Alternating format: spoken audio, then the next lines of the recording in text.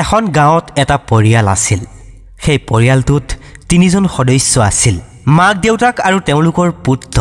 তেওঁলোকৰ পুত্ৰৰ বয়স 13 বছৰ আছিল আৰু 8মান শ্ৰেণীত অধ্যয়ন কৰিছিল। পিতৃয়ে খেতি বাতি কৰি ঘৰখন পোহপাল দিছিল।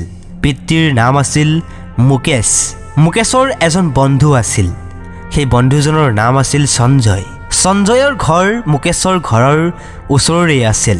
সঞ্জয়ৰ ঘৰত কোনোৱেই নাছিল। সঞ্জয় অকলশৰীয়া হোৱাৰ বাবে মুকেশে সঞ্জয়ক প্ৰায় মুকেশৰ ঘৰত খোৱা বোৱা কৰিবলৈ মাতিছিল। মুকেশৰ ঘৰখন তেনেদৰেই সুখ শান্তিৰে আছিল। তেওঁলোকৰ জীৱনত কোনো অভাৱ অভিযোগেই নাছিল। হঠাৎ সেই সময়তেই গাঁৱত গাঁওবুঢ়াৰ নিৰ্বাচন আহিল। গাঁওখনত গাঁওবুঢ়াৰ নিৰ্বাচনৰ বাবে দুজন ব্যক্তি নিৰ্বাচিত হ'ল।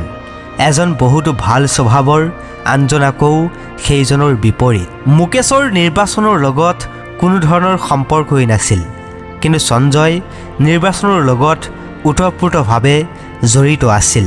সঞ্জয়ে ভাল স্বভাৱৰ ব্যক্তিজনৰ লগত যোগদান দিছিল, কিন্তু মুকেশে সঞ্জয়ক সেই কামত বাধা দিছিল।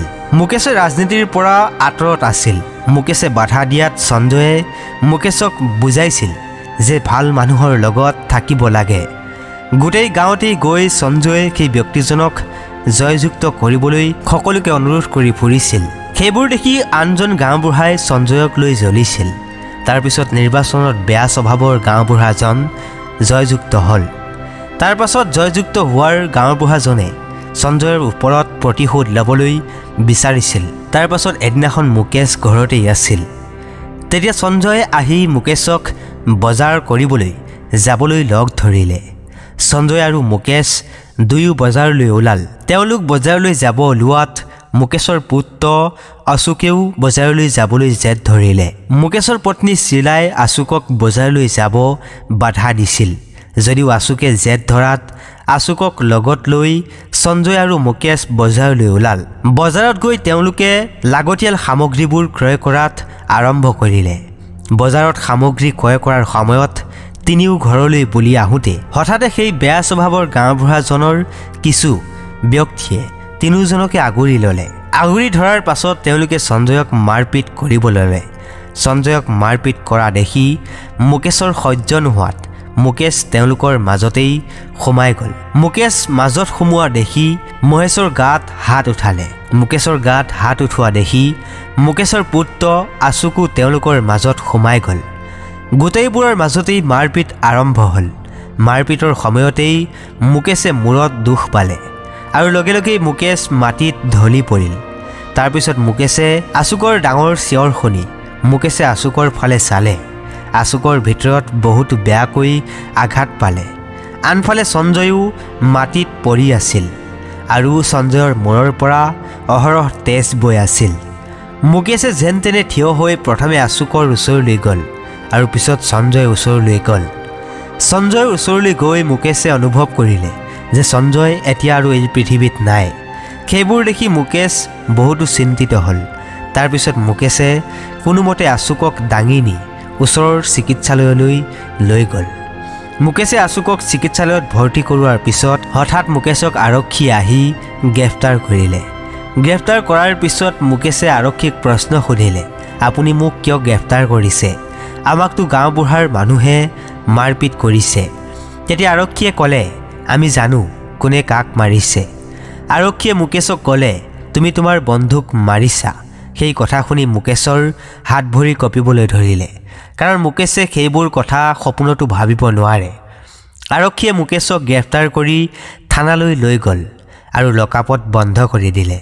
সেইবোৰ কথা শিলাই গম পাই প্ৰথমে চিকিৎসালয়লৈ গ'ল আৰু পিছত দৌৰি দৌৰি থানালৈ গ'ল। থানাত গৈ শিলাই আৰক্ষীৰ আগত মুকেশ যে নিৰ্দোষী সেই বিষয়ে ক'লে, কিন্তু কোনো কাৰণতেই আৰক্ষীয়ে সেই কথা নামানিলে। মুকেশৰ ওপৰত সকলো অভিযোগ বিৰোধীবোৰে দি দিলে। তাৰপিছত মুকেশক শাস্তি প্ৰদান কৰা হ'ল আৰু বহুতো ব্যক্তি মিলি মুকেশক সেই শাস্তিৰ পৰা মুক্তি দিবলৈ বিচাৰিলে। যদিও তেওঁলোক পৰাজয় হৈ গ'ল। সেই শাস্তি মুকেশক 20 বছৰ প্ৰদান কৰিলে। আনফালে মুকেশৰ পুত্ৰৰ অশোকৰ চিকিৎসালয়ত চিকিৎসা চলি আছিল। অশোকে যেতিয়া মাকক দেউতাকৰ বিষয়ে সুধিলে তেতিয়া মাকে মুকেশক ক'লে, তুমি আগতে সুস্থ হোৱা, তাৰপিছত আমি দেউতাৰ ওচৰলৈ যাম। আশুকৰ চিকিৎসা এমাহৰলৈকে চলি আছিল। সম্পূৰ্ণ এটা মাহৰ পিছত আশুক সুস্থ হ'ল যদিও আশুক এজন বিকলাংগ হৈ গ'ল। আশুকে যিটো ভৰিত আঘাত পাইছিল সেই ভৰিটো অলপ কাটি পেলাব লগা হোৱাৰ বাবে আশুক বিকলাংগ হৈ পৰিল। পুত্ৰ বিকলাংগ হ'ল, স্বামী জেলত গ'ল। সেইবোৰৰ বাবেই চিলাই বহুতো দুখ পালে, কিন্তু চিলাইনো কি কৰিব? চিলাৰ হাতত কোনো উপায়ো নাছিল।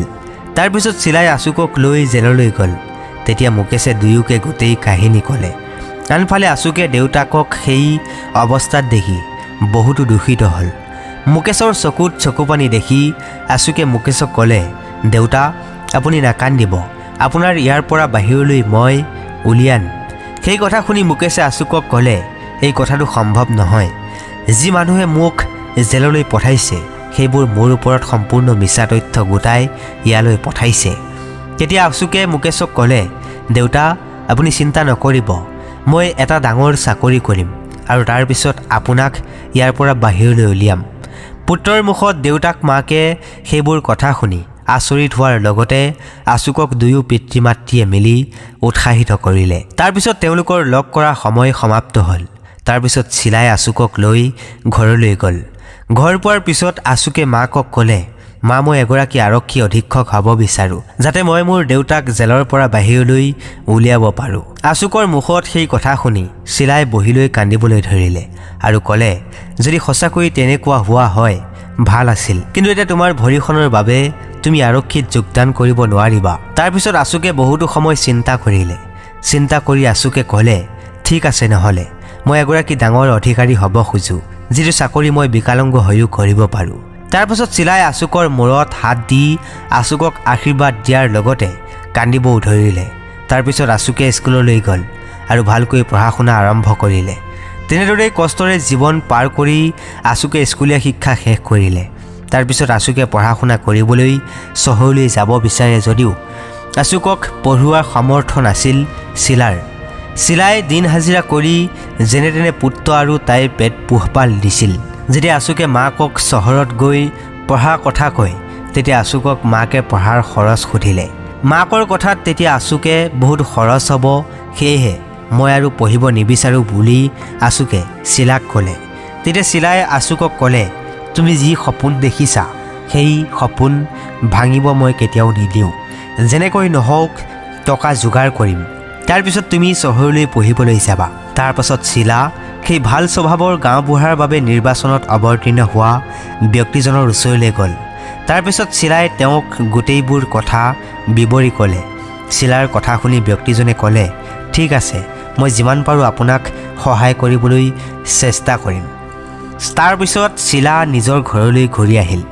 পিছদিনা ৰাতিপুৱা চিলাই সহায়ৰ হাত আগবঢ়োৱা ব্যক্তিজন চিলাৰ ওচৰলৈ আহিল আৰু তেওঁলোকৰ মাজত কথা বতৰা আৰম্ভ হ'ল। ব্যক্তিজনে আশুকক ক'লে, তুমি টকা পইচাৰ চিন্তা নকৰিবা, তুমি মাথো ভালকৈ পঢ়া শুনাত জোৰ দিয়া। তোমাৰ টকাৰ প্ৰয়োজন হ'লে লগে লগেই মোক ফোন কৰিবা, মই তোমালৈ টকা পঠাই দিম। তাৰপিছত আশুকে অলপ টকা লৈ চহৰলৈ গ'ল পঢ়া শুনা কৰিবলৈ। লাহে লাহে সময়বোৰ তেনেকৈ পাৰ হ'ব ধৰিলে। সময়ৰ লগে লগেই 5 বছৰ পাৰ হৈ গ'ল। 5 বছৰৰ ভিতৰত আশুকে ইমানেই কষ্ট কৰিছিল যে সেই কষ্টৰ ফলো মিঠা হৈছিল। আশুক এজন জিলা আয়ুক্ত হিচাপে নিযুক্তি পাইছিল। আশুকে সেই খবৰ পাই আনন্দিত হ'ল আৰু লগে লগে মাক চিলা আৰু আশুকক পঢ়াত সহায় কৰা ব্যক্তিজনকো খবৰ দিলে। আশুকৰ সফলতাত তেওঁলোকো আনন্দিত হ'ল আৰু আশুকক লৈ গৌৰৱ কৰিলে। সেই খবৰটো যেতিয়া বেয়া স্বভাৱৰ গাঁওবুঢ়াজনে গম পালে তেতিয়া তেওঁলোকৰ মনত ভয়ৰ সৃষ্টি হ'ল। তাৰপিছত আশুকে ট্ৰেইনিং কৰিবলৈ গ'ল। ট্ৰেইনিঙত আশুকে কিছু পৰিমাণৰ টকা পালে। সেই টকাবোৰ আশুকে মাকলৈ পঠাই দিলে আৰু লগতে মাকক আশুকে ক'লে, ইয়াৰ পৰা কিছু টকা সেই ব্যক্তিজনক দি দিবা যিয়ে আমাক বহুতো ডাঙৰ সহায় কৰিছিল। তাৰপিছত আশুকে ট্ৰেইনিং শেষ কৰিলে। ট্ৰেইনিং শেষ কৰাৰ পিছত এখন জিলাত নিজৰ দায়িত্ব পালন কৰিলে।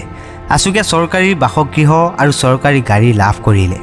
তাৰপিছত আশুক চিধা গাঁৱলৈ আহি চিলাক ক'লে, মা ব'লা, এতিয়া আৰু ইয়াত নাথাকোঁ। কিন্তু তেতিয়া চিলাই মানা কৰি ক'লে, যেতিয়ালৈকে দেউতা জেলৰ পৰা বাহিৰলৈ নাহে তেতিয়ালৈকে আমি এই গাঁৱৰ পৰা নাযাওঁ।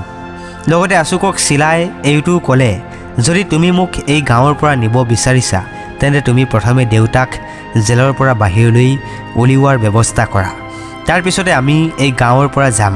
তাৰপিছত আশুকে মাকক ক'লে, ঠিক আছে, তুমি যেনেকৈ বিচাৰা তেনেকৈয়ে হ'ব।